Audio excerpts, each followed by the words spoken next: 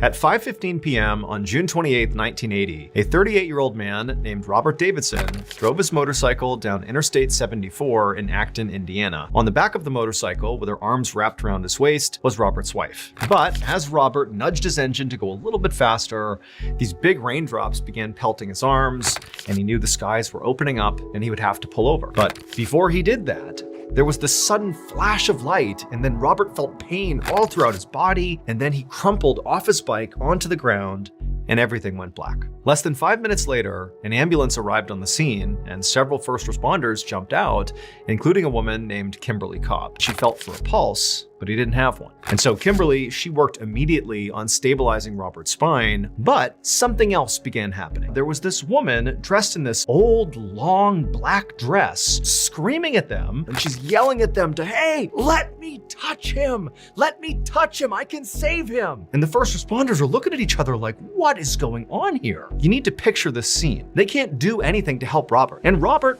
basically is clinically dead at this point. And so when this woman came running up to the scene saying she could touch Robert and save him, they were sort of like, well, no one else is doing anything. And so the first responders and Wanda just allowed this woman to just wander up and crouch down next to Robert and begin this totally bizarre ritual. At first, the woman just began praying over Robert and began screaming up at the heavens, demanding they save this man's life. And then it was like something came over this woman. She grabbed her Bible and she lifted it over her head. She's kneeling right beside Robert.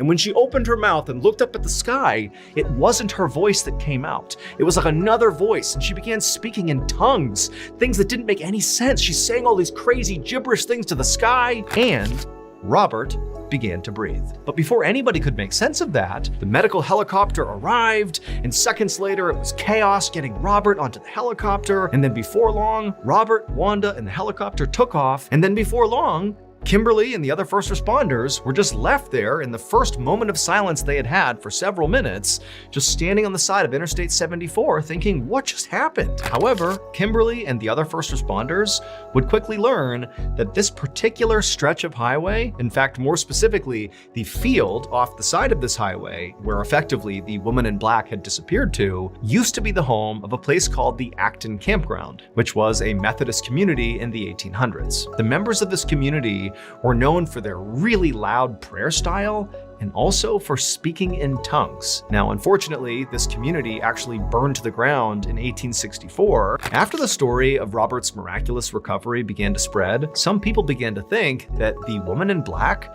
might have been a ghost of one of these Acton residents from the 1800s who basically was drawn out to save Robert's life.